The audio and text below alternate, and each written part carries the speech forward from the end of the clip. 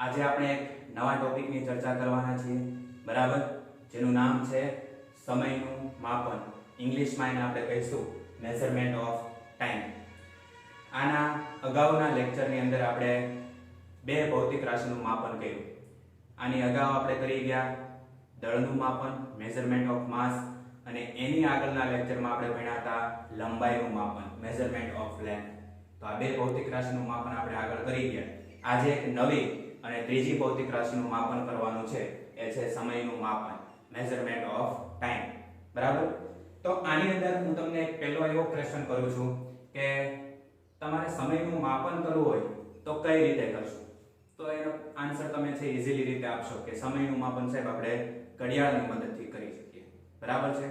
પણ જો થોડાક ઇતિહાસની વાત કરીએ આપણે, સમયના ઇતિહાસની, તો પહેલાના સમયમાં ભૂતકાળની અંદર છે એ કઈ રીતે સમયનું માપન કરવામાં આવતું હતું. જ્યારે આપણા રાજા મહારાજાઓનું શાસન હતું ત્યારે સમયનું માપન છે કઈ રીતે કરવામાં આવતું. તો આપણે એની અંદર કંઈક આવું લખી શકીએ કે પ્રાચીન સમયમાં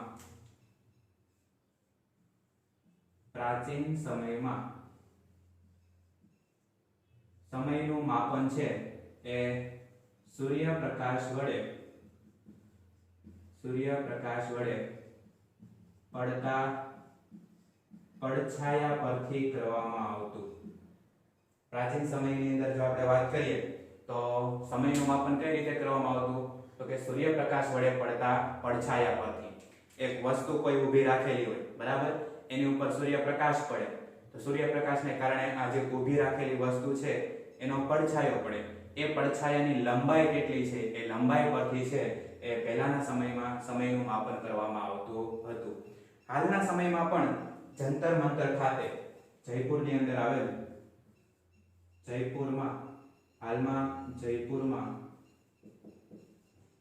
જંતર મંતર ખાતે સમયનું માપન સૂર્યપ્રકાશ વડે પડતા પડછાયા પરથી કરવામાં આવે છે. અત્યારે પણ આપણે સમયનું માપન છે એ સૂર્યપ્રકાશ વડે પડતા પડછાયા પરથી કરીએ છીએ, પણ એ કઈ જગ્યાએ? તો કે જયપુરમાં જંતર મંતર ખાતે છે એ સમયનું માપન આપણે સૂર્યપ્રકાશ વડે પડતા પડછાયા પરથી કરીએ છીએ. પહેલાના સમયમાં તમે જો ઘણા બધા મૂવીની અંદર જોયું હશે કે રેત ઘડીનો પણ ઉપયોગ થતો સમય માપવા માટે. ઉપરનો એક બોક્સ છે એમાં રેતી ભરેલી હોય, નીચેનું બોક્સ ખાલી છે, પછી ધીમે ધીમે રેતી છે એ નીચેના બોક્સમાં જતી હોય, એટલે એ રીતે સમયનું માપન થતું. ત્યારબાદ છે એ વોટર વોચ, ઉપર પાણી ભરેલું હોય, એ પાણીના ટીપા છે નીચે પડે, એને લીધે પણ સમયનું માપન આપણે કરતા. બરાબર. આ પહેલાના સમયની વાત છે. ઘણી બધી મૂવીની અંદર છે આ રેત ઘડી વડે મપાતો સમય આપણે જોઈએ છીએ. બરાબર છે. ત્યાર પછી એક નવી ઘડિયાળનું સંશોધન થયું, લોલકવાળી ઘડિયાળ.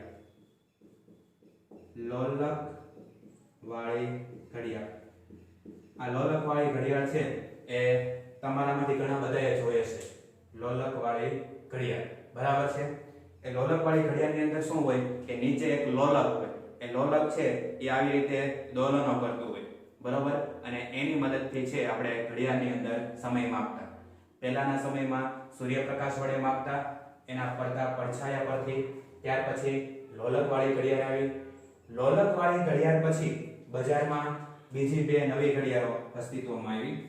એક હતી એટોમિક ક્લોક અને બીજી આવી સીઝિયમ ક્લોક. હાલના સમયની જો આપણે વાત કરીએ તો એટોમિક ક્લોક અને સીઝિયમ ક્લોક, એમાં પણ સીઝિયમ ક્લોક છે એનો અત્યારે આપણે ખૂબ જ વધારે ઉપયોગ કરીએ છીએ કે સીઝિયમ ક્લોકની મદદથી આપણે સમયનું માપન કરીએ છીએ. સીઝિયમ ક્લોકની અંદર સમયનો જે આધાર છે એ કોના ઉપર રહેલો છે? તો એની અંદર આપણે લખીએ કે સીઝિયમ ક્લોકની અંદર સમય સીઝિયમ પરમાણુના દોલનો પર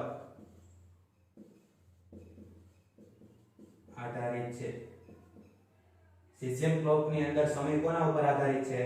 તો સીઝિયમ પરમાણુના દોલનો પર આધારિત છે કે ભાઈ સીઝિયમનો પરમાણુ છે એ કેટલા દોલનો કરે છે, એ દોલનો ઉપરથી આપણે સમય નક્કી કરી શકીએ છીએ.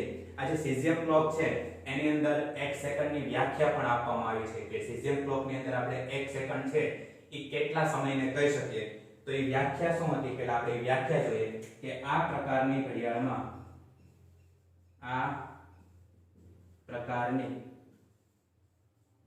ઘડિયાળમાં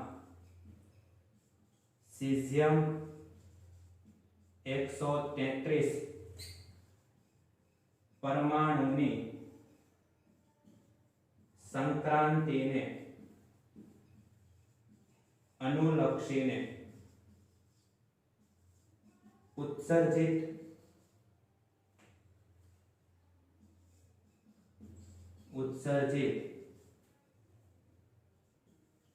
વિકિરણના 91, 92, 63, 17, 70 પૂર્ણ દોલન માટેના સમયને 1 સેકન્ડ કહે છે. બહુ સિમ્પલ એવી વ્યાખ્યા છે 1 સેકન્ડ. તમારે એને યાદ રાખવાની છે કે સીઝિયમ ઘડિયાળ છે એની અંદર આપણે 1 સેકન્ડ કોને કહીએ છીએ? તો કે સીઝિયમ 133 પરમાણુની સંક્રાંતિને અનુલક્ષીને ઉત્સર્જિત વિકિરણના કેટલા પૂર્ણ દોલનો? તો 91, 92, 63, 17 પૂર્ણ દોલનો માટેનો જે સમય છે એને આપણે શું કહીએ છીએ? 1 સેકન્ડ કહેવામાં આવે છે. સીઝિયમ જે ક્લોક છે એની અંદર 1 સેકન્ડની વ્યાખ્યા આપી છે. બહુ સિમ્પલ છે, એને તમારે યાદ રાખવાની ટ્રાય કરવાની છે. ટ્રાય નહીં પણ યાદ જ રાખવાની છે કે વ્યાખ્યા શું છે. તો કે સીઝિયમ 133 પરમાણુની સંક્રાંતિને અનુલક્ષીને ઉત્સર્જિત વિકિરણના કેટલા દોલનો? તો કે 91, 92, 63, 17, 70 એક મોબાઈલ નંબર જેવો છે નંબર, બરાબર? આમ તો આપણને ઘણી બધી છોકરીઓના છોકરાના મોબાઈલ નંબર યાદ રહે છે, બરાબર?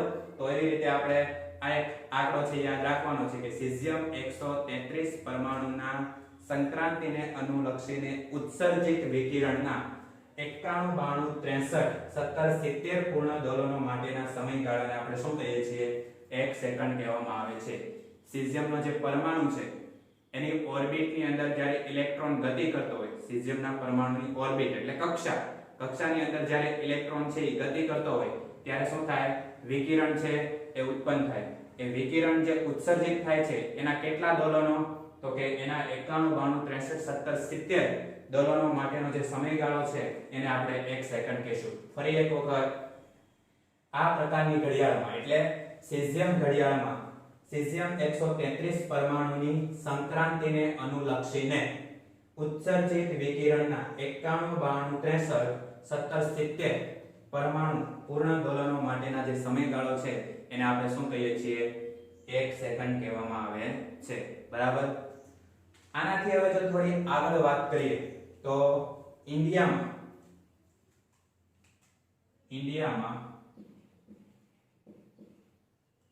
આપણા ભારતની અંદર જે પ્રમાણભૂત સમય છે આપણો એ નક્કી કરવાનું કામ કોણ કરે છે? બરાબર? ઇન્ડિયાનો જે સ્ટાન્ડર્ડ ટાઈમ છે એને કહેવામાં આવે છે IST, બરાબર? IST એટલે એને આપણે પૂરું નામ લખીએ તો એને કહેવાય છે ઇન્ડિયન સ્ટાન્ડર્ડ ટાઈમ, ભારતીય પ્રમાણભૂત સમય, બરાબર? તો ઇન્ડિયાની અંદર જે ઇન્ડિયન સ્ટાન્ડર્ડ ટાઈમ છે એ નક્કી કરવાનું કામ કોણ કરે છે? તો NPL. કાલે આપણે દળની અંદર શીખી ગયા, દળના માપનની અંદર આ NPL જે સંસ્થા છે એનું નામ શું છે? નેશનલ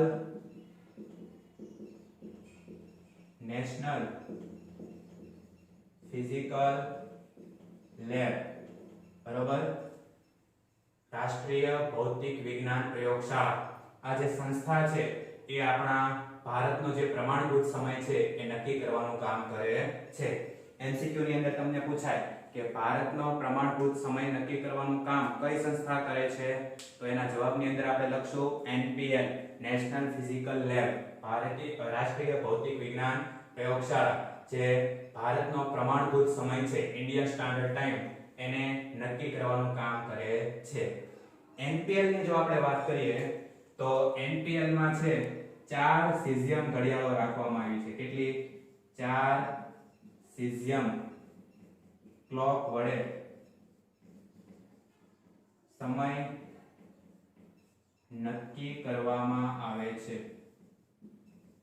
આપણી જે ભૌતિક વિજ્ઞાન પ્રયોગશાળા છે, રાષ્ટ્રીય ભૌતિક વિજ્ઞાન પ્રયોગશાળા, ત્યાં એ NPL ખાતે છે એ 4 સીઝિયમ ક્લોક રાખવામાં આવી છે અને એ 4 સીઝિયમ ક્લોક વડે છે એ ભારતનો જે પ્રમાણભૂત સમય છે એ નક્કી કરવામાં આવે છે. તો જે આ સીઝિયમ ક્લોક છે એમાં સમયના માપનની અનિશ્ચિતતા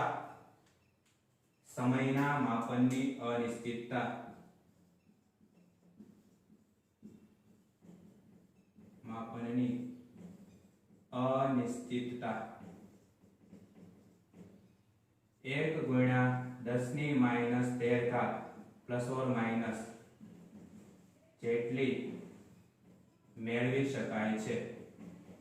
એટલે આપણે એવું કહી શકીએ કે સમયના માપનમાં છે એ ભૂલ પડવાની શક્યતા નહિવત છે. કેમ? તો કે આ જે 4 સીઝિયમ ક્લોક છે એ NPL ખાતે રાખવામાં આવી છે. એની મદદથી ભારતનો જે સ્ટાન્ડર્ડ ટાઈમ છે, ઇન્ડિયન સ્ટાન્ડર્ડ ટાઈમ, એ નક્કી કરવામાં આવે છે. અને એ જે ઘડિયાળ છે એની અંદર સમયના માપનની અનિશ્ચિતતા કેટલી છે? પ્લસ ઓર માઈનસ 1 ગુણ્યા 10 ની માઈનસ 13 ઘાત જેટલી છે. બરાબર? એટલે આપણે એવું કહી શકીએ કે સમયના માપનમાં છે એ ભૂલ પડવાની શક્યતા નામશેષ છે, નહિવત છે. એટલે જે સ્ટાન્ડર્ડ ટાઈમ છે એ એક જ સરખો રહે, ક્યારેય ભૂલ પડે નહીં. અને બીજી જો આગળ વાત કરીએ તો એક વર્ષમાં સમય જે છે આપણા ભારતનો સમય એ એક વર્ષમાં 1 માઇક્રોસેકન્ડ થી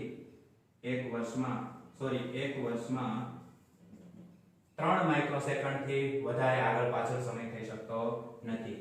એક વર્ષમાં 3 માઇક્રોસેકન્ડ થી વધારે આગળ પાછળ થઈ શકતો નથી. એટલે જે આપણને સમયનું માપ આપે છે NPL સંસ્થા, એ ખૂબ જ ચોક્કસ આપે છે. શું કામ? તો કે જે 4 સીઝિયમ ઘડિયાળો છે એની અંદર જો આખા વર્ષ દરમિયાન સમયમાં ફેરફાર થાય તો એ કેટલો થાય? વધીને 3 માઇક્રોસેકન્ડ. એના કરતા વધારે સમય છે એ આગળ પાછળ થઈ શકતો નથી. એક સીઝિયમ ઘડિયાળ છે એના કરતા બીજી સીઝિયમ ઘડિયાળમાં છે એ આખા વર્ષ દરમિયાન કેટલો ફેરફાર થાય? 3 માઇક્રોસેકન્ડ. બરાબર છે? એટલે આપણને જે સમય છે એની અંદર ભૂલ પડવાની શક્યતા એકદમ નહિવત, નામશેષ છે. બરાબર છે? અને જે સમયના માપનની અનિશ્ચિતતા છે એ કેટલી છે? પ્લસ ઓર માઈનસ 1 ગુણ્યા 10 ની માઈનસ 13 ઘાત જેટલી મેળવી શકાય છે. બરાબર? હવે આ જે સમયનું પ્રચંડ માપન છે એને ધ્યાનમાં રાખી અને SI એકમ પદ્ધતિ, એની અંદર અંતરના એકમની વ્યાખ્યા 1 મીટર, એ પણ આપણે આ સમય છે એના ઉપરથી આપી શકીએ છીએ. અને એ 1 મીટરની વ્યાખ્યા શું હતી? તો 1 મીટરની વ્યાખ્યા પ્રકાશે શૂન્ય અવકાશમાં, એટલે કે શૂન્ય અવકાશમાં પ્રકાશ, એમ પણ આપણે બોલી શકીએ. લખીએ શૂન્ય અવકાશમાં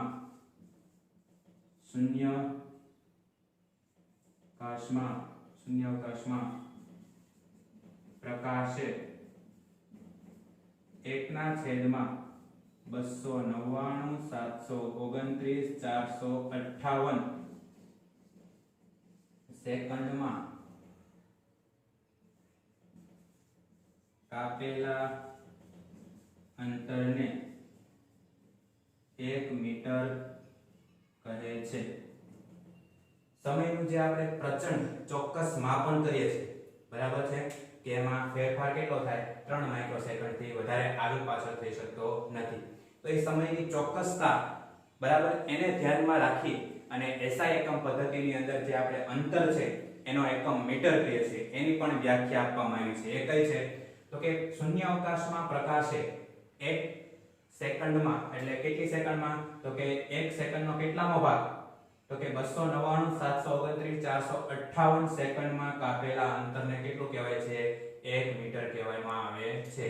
આ જે 1/છેદમાંથી 1 સેકન્ડનો એટલામો ભાગ છે કે શૂન્ય અવકાશમાં પ્રકાશે 1 સેકન્ડના કેટલામાં ભાગમાં તો કે 299 729 458 માં ભાગમાં કાપેલા અંતરને આપણે શું કહીએ છીએ 1 મીટર કહીએ છીએ તો આ રીતે આપણે સમયના માપનનો ઇતિહાસ બરાબર એ જોયો ફરી એક વખત આપણે રિવિઝન કરી લઈએ પ્રાચીન સમયની જો આપણે વાત કરીએ તો પ્રાચીન સમયમાં સમયનું માપન છે એ સૂર્યપ્રકાશ વડે પડતા પડછાયા પરથી કરવામાં આવતું હતું હાલમાં જયપુરની અંદર જંતર મંતર ખાતે સમયનું માપન છે એ પણ શેના વડે કરવામાં આવે છે સૂર્યપ્રકાશ વડે પડતા પડછાયા પરથી ત્યાર પછી લોલકવાળી ઘડિયાળ આવી લોલકવાળી ઘડિયાળ એના પછી બજારની અંદર બે બીજી ઘડિયાળો આવી એક હતી એટોમિક ક્લોક અને બીજી હતી સીઝિયમ ક્લોક એમાં ખાસ સીઝિયમ ક્લોક એ અત્યારે વધારે પ્રચલિત છે એની અંદર છે એ સમય સીઝિયમ પરમાણુના દોલનો ઉપર આધારિત છે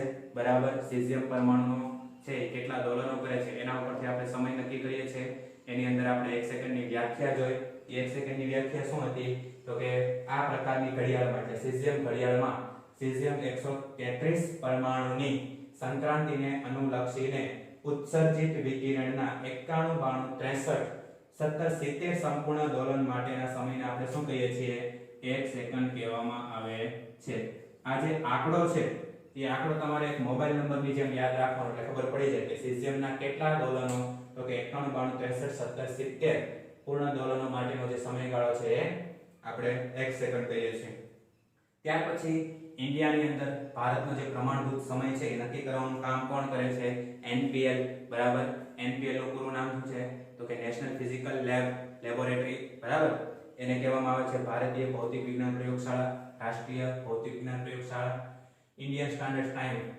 બરાબર એને ગુજરાતીમાં કેવું હોય તો ભારતીય પ્રમાણભૂત સમય એ નક્કી કરવાનું કામ NPL સંસ્થા કરે છે બરાબર NPL ની અંદર 4 સીઝિયમ ઘડિયાળ રાખવામાં આવી છે એ જે 4 સીઝિયમ ઘડિયાળ છે એની અંદર સમયની જો અનિશ્ચિતતા માપવી હોય તો એ કેટલી છે ±1 × 10⁻13 ઘાત જેટલી એટલે સમયમાં ભૂલ પડવાની નહિવત શક્યતા છે બરાબર ત્યાર પછી આખા વર્ષની અંદર આ ચારે ચાર જે સીઝિયમ ઘડિયાળ છે એની અંદર સમયમાં જો ફેરફાર થતો હોય તો આખા વર્ષ દરમિયાન કેટલો થાય 3 માઇક્રોસેકન્ડ થી વધારે આગળ પાછળ થઈ શકતો નથી અને આ જે સમયની પ્રચંડ ચોકસાઈ છે એને ધ્યાનમાં રાખી અને SI એકમ પદ્ધતિની અંદર અંતરનો એકમ 1 મીટર એની વ્યાખ્યા આપી કે શૂન્ય અવકાશમાં પ્રકાશે 1/299 729 458 સેકન્ડમાં કાપેલા અંતરને 1 મીટર કહે છે બરાબર તો આ રીતે સમયના માપનનો ઇતિહાસ આપણે આખો યાદ રાખવાનો છે હજુ આપણે એક ટોપિકની ચર્ચા કરવી છે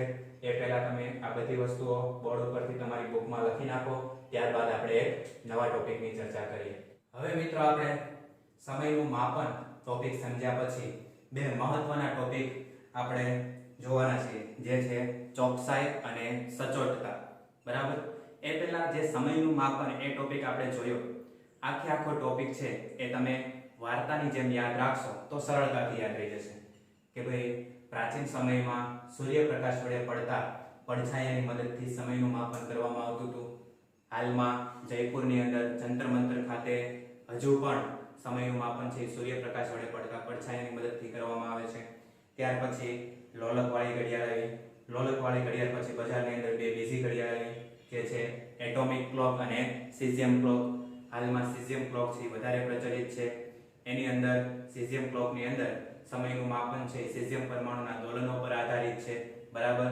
સીઝિયમ ક્લોક વડે જે સમય માપીએ છીએ એમાં 1 સેકન્ડની વ્યાખ્યા પણ આપી છે એ શું છે એ એવી છે કે સીઝિયમ 133 પરમાણુના સંક્રાંતિને અનુલક્ષીને ઉત્સર્જિત વિકિરણના 91 93 17 70 પૂર્ણ દોલનો માટેનો જે સમયગાળો છે એને આપણે 1 સેકન્ડ કહીએ છીએ આ જે આંકડાઓ છે એ તમારે મોબાઈલ નંબરની જેમ યાદ રાખવાના એટલે સરળતાથી રહી જશે ત્યાર પછી આપણે ઇન્ડિયાનો જે સ્ટાન્ડર્ડ ટાઈમ છે IST એ નક્કી કરવાનું કામ કોણ કરે છે NPL સંસ્થા નેશનલ ફિઝિકલ લેબોરેટરી રાષ્ટ્રીય ભૌતિક વિજ્ઞાન પ્રયોગશાળા આ NPL ખાતે છે એ 4 સીઝિયમ ઘડિયાળ રાખવામાં આવેલી છે બરાબર આ ચારે ચાર સીઝિયમ ઘડિયાળ છે એની અંદર માપનની અનિશ્ચિતતા ±1 × 10⁻13 ઘાત જેટલી મેળવી શકાય એટલે સમયની અંદર ભૂલ પડવાની શક્યતા ખૂબ જ નહિવત છે ત્યાર પછી આખા વર્ષની અંદર આ ચારે ચાર સીઝિયમ ઘડિયાળ છે એની અંદર સમય છે એ 3 માઇક્રોસેકન્ડ કરતા વધારે આગળ પાછળ થઈ શકતો નથી અને આ જે સમયની પ્રચંડ ચોકસાઈ છે બરાબર એને ધ્યાનમાં રાખી અને SI એકમ પદ્ધતિની અંદર અંતરનો એકમ મીટર એને પણ આપણે વ્યાખ્યાયિત કર્યો છે કે શૂન્ય અવકાશમાં પ્રકાશે x 1/299,729,458 સેકન્ડમાં કાપેલા અંતરને આપણે શું કહીએ છીએ 1 સેકન્ડ કહેવામાં આવે છે. તો આ રીતે આખો ટોપિક તમે વાર્તાના સ્વરૂપમાં યાદ રાખો એટલે જલ્દીથી યાદ થઈ જશે. બીજા બે આપણે જે ટોપિક આજે જોવાના છીએ એમાંનો એક ટોપિક છે ચોકસાઈ. ચોકસાઈ કોને કહેવાય? ચોકસાઈ જેને ઇંગ્લિશમાં આપણે કહીએ છીએ એક્યુરેસી. બરાબર? તો એની વ્યાખ્યા આપણે લખીએ કે કોઈ ભૌતિક રાશિના માપનનું મૂલ્ય કોઈ ભૌતિક રાશિના માપનનું મૂલ્ય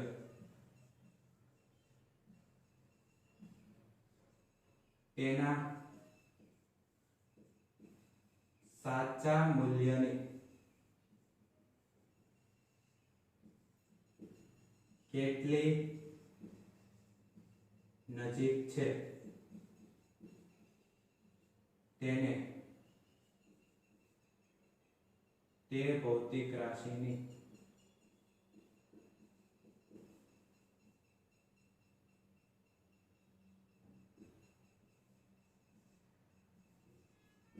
ચોકસાઈ કહે છે. આખી વ્યાખ્યા આપણે શું લખી છે કે કોઈ ભૌતિક રાશિના માપનનું મૂલ્ય બરાબર તેના સાચા મૂલ્યની કેટલી નજીક છે એને શું કહેવામાં આવે છે? તે ભૌતિક રાશિની ચોકસાઈ. બરાબર? માનો કે તમે કોઈ એક રાશિનું માપન કરો છો, એનું સાચું મૂલ્ય તમે જાણો છો, બરાબર છે? સાચું મૂલ્ય તમને આપેલું છે અને પછી એ જ ભૌતિક રાશિનું માપન તમે તમારી જાતે કરો છો, તો તમે જે મૂલ્ય આપ્યું છે એ જે ઓલું સાચું મૂલ્ય છે એની કેટલી નજીક આવ્યું? જેટલું નજીક આવે એટલી ચોકસાઈ તમારી કેવી થશે?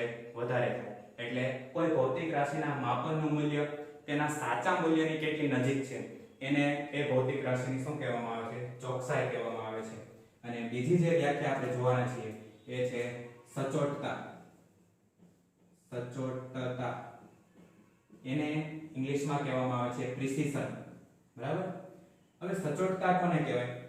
તો એની પણ વ્યાખ્યા એકદમ સિમ્પલ છે કે કોઈ ભૌતિક રાશિના માપન કોઈ ભૌતિક રાશિનું માપન કેટલા વિભેદન અથવા સીમા સુધી કોઈ ભૌતિક રાશિનું માપન છે એ કેટલા વિભેદન અથવા તો સીમા સુધી કરવામાં આવેલ છે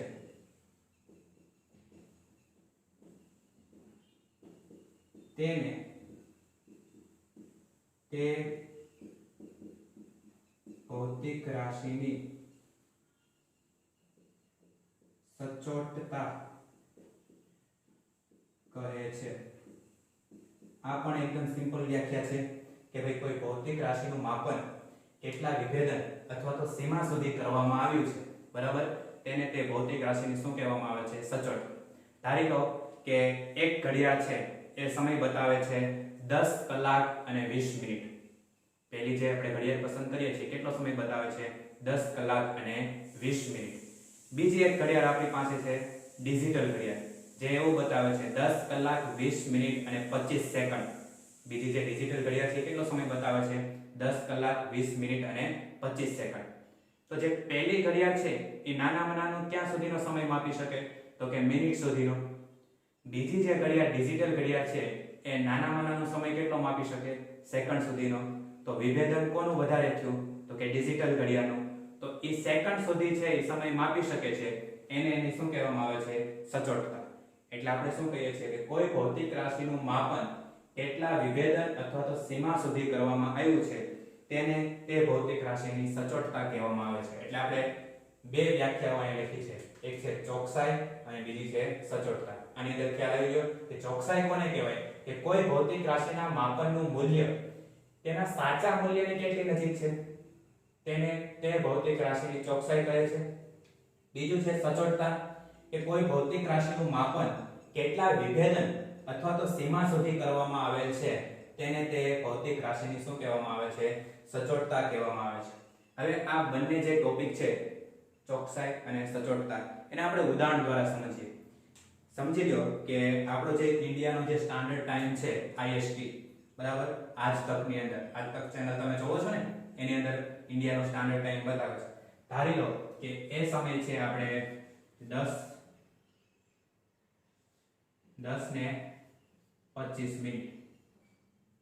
આ 10:25 છે એ ઇન્ડિયાનો સ્ટાન્ડર્ડ ટાઈમ છે, આપણે ધારેલો છે, જે કયો છે IST, ઇન્ડિયન સ્ટાન્ડર્ડ ટાઈમ. કેટલો છે? 10:25, બરાબર. હવે આ જે ટાઈમ છે એ બે જુદી જુદી ઘડિયાળ વડે માપવામાં આવે છે. એક ઘડિયાળ છે આપણા દાદાની ઘડિયાળ, એક જે ઘડિયાળ છે એ કઈ છે? આપણા દાદાની ઘડિયાળ. અને બીજી ઘડિયાળ તમારી આધુનિક, બરાબર, ડાયા વિદ્યાર્થીની ઘડિયાળ. પહેલી જે ઘડિયાળ છે આપણે કોના મદદથી માપીએ છીએ? દાદાની ઘડિયાળ. અને બીજું કોણ? તો કે ડિજિટલ ઘડિયાળ.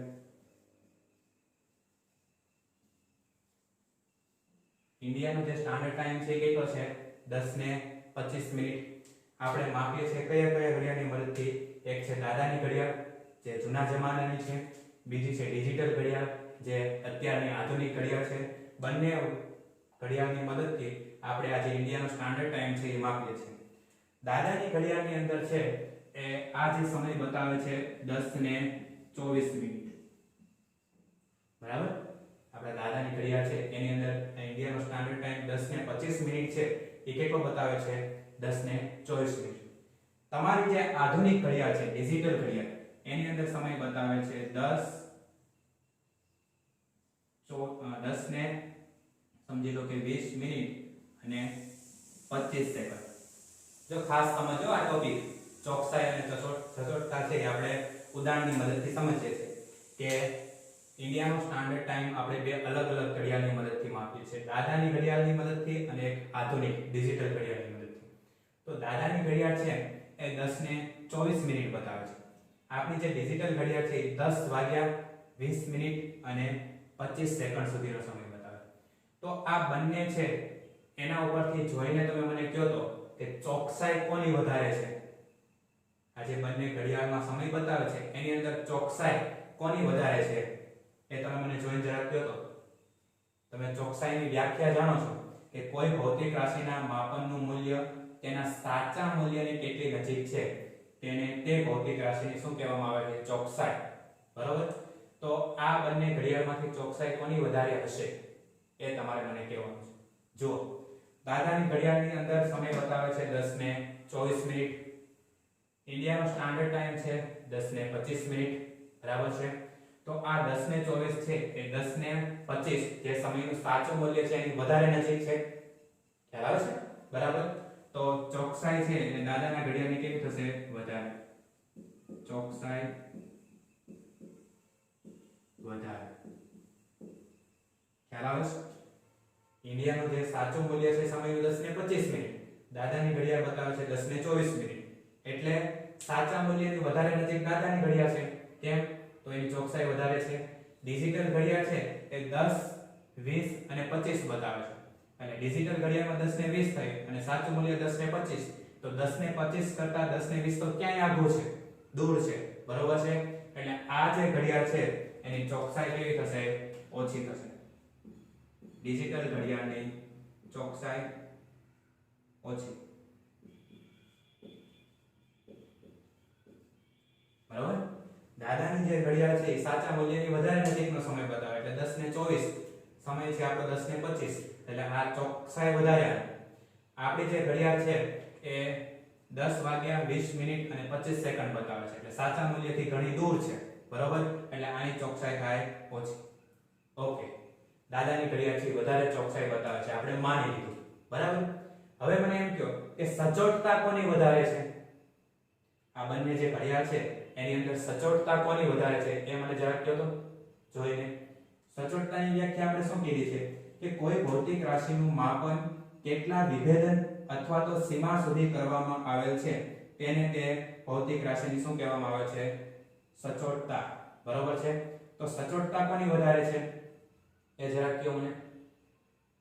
દાદાની ઘડિયાળ છે એ ઓછામાં ઓછું મિનિટ માપી શકે છે. બરાબર. દાદાની ઘડિયાળ છે એની લઘુત્તમ માપ શક્તિ કેટલી છે? મિનિટ છે. આપણી જે ઘડિયાળ છે એ ઓછામાં ઓછું કેટલું માપી શકે છે? સેકન્ડ સુધી. તો આપણે અહીંયા આવું લખી શકીએ કે દાદાના ઘડિયાળની લઘુત્તમ માપ શક્તિ એ છે 1 મિનિટ અને આપણી જે ઘડિયાળ છે ડિજિટલ એની અંદર લઘુત્તમ માપ શક્તિ છે 1 સેકન્ડ. બરોબર. એટલે આ ઓછામાં ઓછું 1 મિનિટ સુધી માપી શકે, આ છે ઓછામાં ઓછું 1 સેકન્ડ સુધી માપી શકે. એટલે આપણે કેવું તેમ કહી શકીએ કે દાદાના ઘડિયાળની સચોટતા છે એ ઓછી છે અને આપણા ઘડિયાળની સચોટતા કેવી છે? વધારે. બરાબર. કારણ કે દાદાના ઘડિયાળનું વિભેદન 1 મિનિટ છે અને આપણી ઘડિયાળનું વિભેદન સીમા એ 1 સેકન્ડ સુધી છે. એટલે ઓછામાં ઓછું મૂલ્ય 1 સેકન્ડ સુધી માપે અને આ છે 1 મિનિટ સુધી માપે. એટલે જે સચોટતા છે એ દાદાના ઘડિયાળની ઓછી થશે અને ડિજિટલ ઘડિયાળની વધારે થશે. એટલે અહીંયા આપણે એમ લખી શકીએ કે સચોટતા ઓછી અને અહીંયા શું આવશે? સચોટતા વધુ. બરાબર.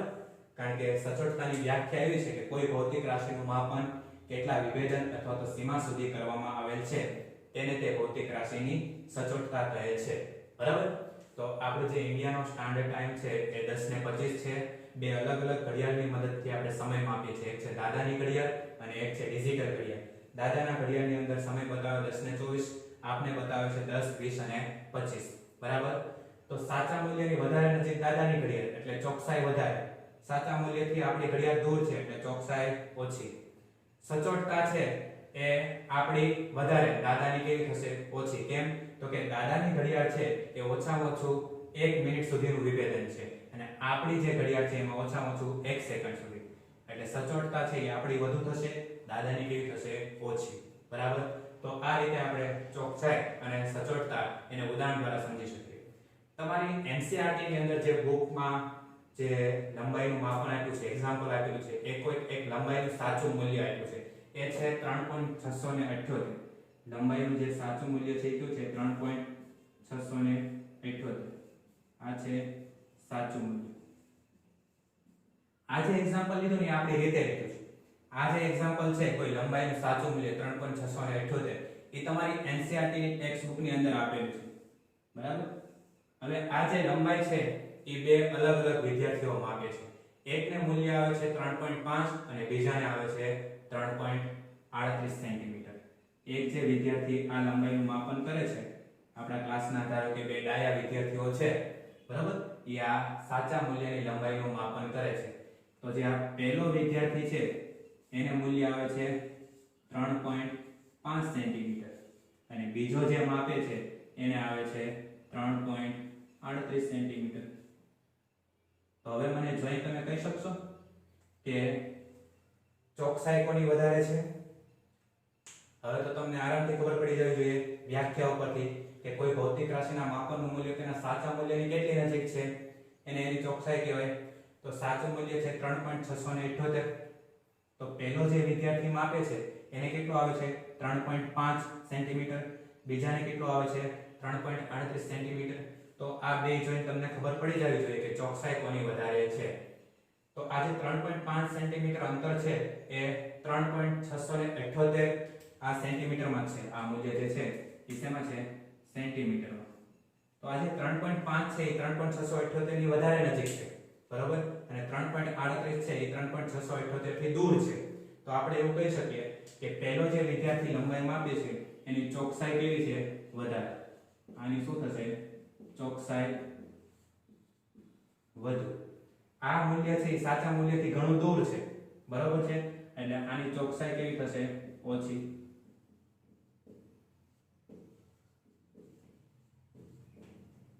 બીજું, હવે તમે આ બંને જોઈને એમ કહો કે સચોટતા કોની વધારે?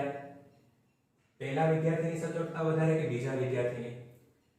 તો આપણે એવું કહી શકીએ કે પહેલો વિદ્યાર્થી છે એ પોઈન્ટ પછી એક જ ડિજિટ માપે છે, જો 3.5, અને આની જે લઘુત્તમ માપ શક્તિ છે એ આપણે એવું કહી શકીએ કે 0.1 સેન્ટીમીટરની છે. ઓછામાં ઓછું કેટલું મૂલ્ય માપે છે? 0.1 સેન્ટીમીટર.